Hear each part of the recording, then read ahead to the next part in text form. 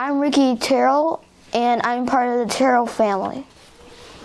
My name is Tom Orr, and I'm a member here at Cross of Grace, a servant. What's one thing you own that you should really throw away? I probably have too much junk in my workroom in the barn.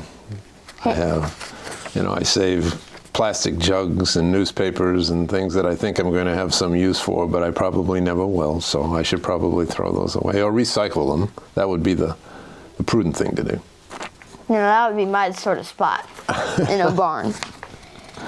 What's your scariest animal? The scariest animal? I raise rabbits.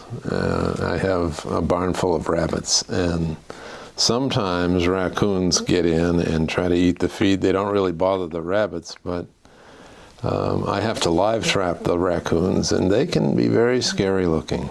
If they bite you, it could hurt.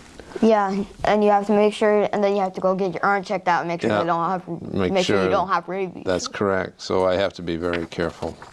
So I have a healthy respect for raccoons. What's your least favorite smell? My least favorite smell? Well, natural gas they put an odor in natural gas which is pretty obnoxious, and sometimes if the burner on the stove doesn't come on right away, you can smell that, and I don't like that. How would your parents describe you as a kid?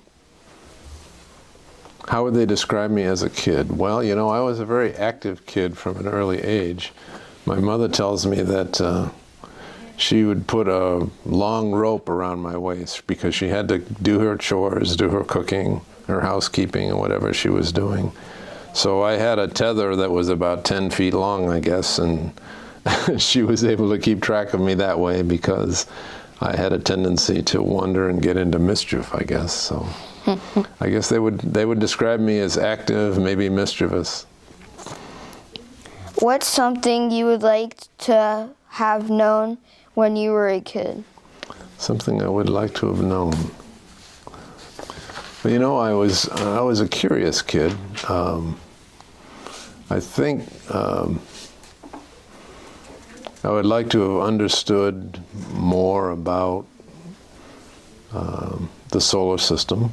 I was very interested in that, and probably should have been more diligent in learning more about it than I did when I was young.